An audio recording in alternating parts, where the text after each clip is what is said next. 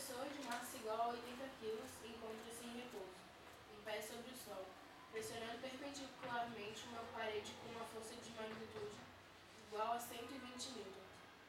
Como mostra a ilustração a seguir. A melhor representação gráfica para as distintas forças que atuam sobre a pessoa está indicada aí. Beleza. Aí tem os diagraminhas, beleza. Entendi. Então tem uma pessoa de 80 quilos e ela está assim, ó, fazendo 120 newtons na parede. Está apoiada, certo? Dessa maneira, como se a parede estivesse ali.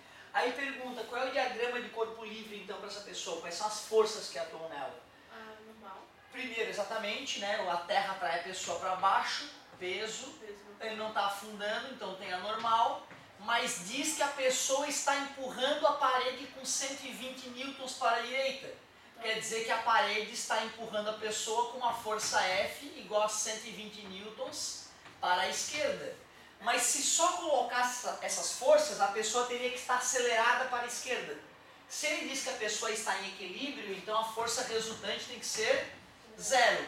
Então, de onde é que seria essa quarta força atuando para a direita? De onde é que viria? Não, isso eu estou fazendo o diagrama de corpo livre na pessoa, né? Então, essa força é a força que a parede faz na pessoa. A parede está empurrando a pessoa para lá.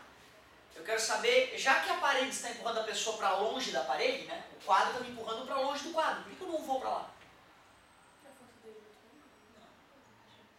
Por causa do atrito com os meus pés.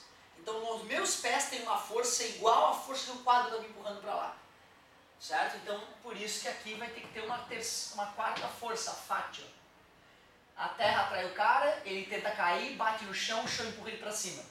Ele empurra a parede empurra ele com uma força F. Se ele não está se afastando da parede, é porque tem atrito nos pés empurrando ele para frente da parede. Então, para resultante dar zero, teria que ter as quatro forças ali. E o único diagrama que tem as quatro forças, embora o módulo não esteja correto, é a letra... Qual? D. Letra D. O módulo não está correto por quê? Porque a força F é 120 e o peso dele é 800 newtons, concordam? Então deveria ser assim para ser mais realista. Ó. Peso e normal, 800 newtons, certo? E a F é 120, é bem menorzinha a F. Então a FAT também é 120, é bem menorzinha. Então o diagrama mais honesto seria assim, né? Já que o peso é 800 newtons N vezes G e a força F é só 120 newtons, tem que ser bem menor a seta F e a seta da FAT. Então mais uma questão light. A Teresa está perguntando se existe alguma situação em que a força de atrito sobre um corpo em repouso. Daí eu vou ter que, se um carro estivesse numa ladeira? íngreme. Ótimo, ótima colocação. Bom, já que tu falou, vamos lá. Quando um corpo escorrega em uma superfície, a força de atrito que atua sobre ele é contrária ao seu movimento. Existe alguma situação em que a força de atrito atua sobre um corpo em repouso? O exemplo da questão anterior, por exemplo, certo? Beleza? Esse teu exemplo também é interessante, um carro numa ladeira.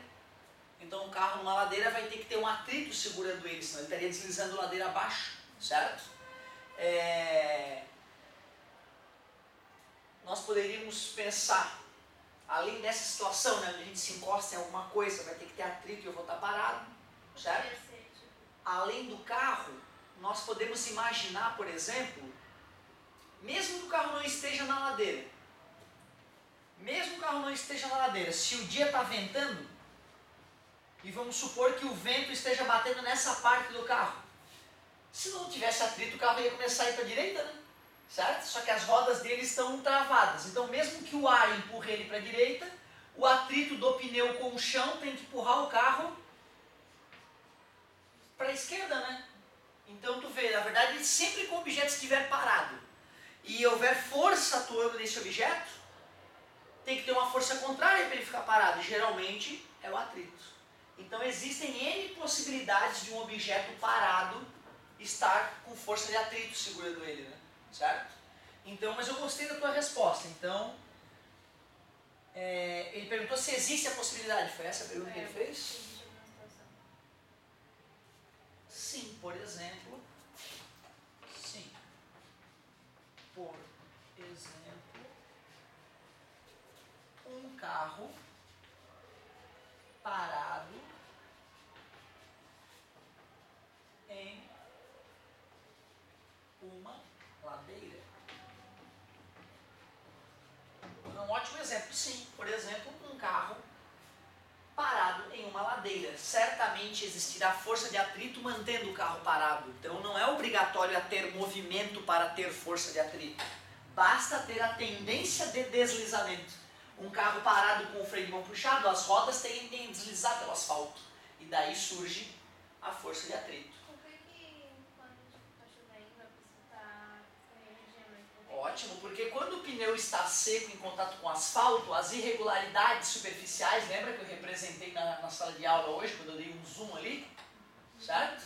Essas irregularidades ficam com água preenchendo elas. Então as irregularidades se penetram menos, já que tem água entre elas. E aí desliza mais. Nós veremos na próxima aula que é porque o coeficiente de atrito diminuiu. Nós vamos aprender na próxima aula, ou na leitura que vocês vão fazer, né, que eu pedi.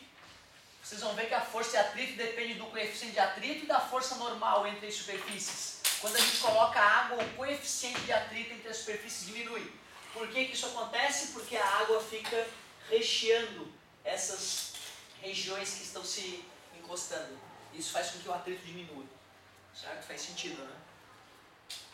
Muito bem, vamos para a próxima. Professor,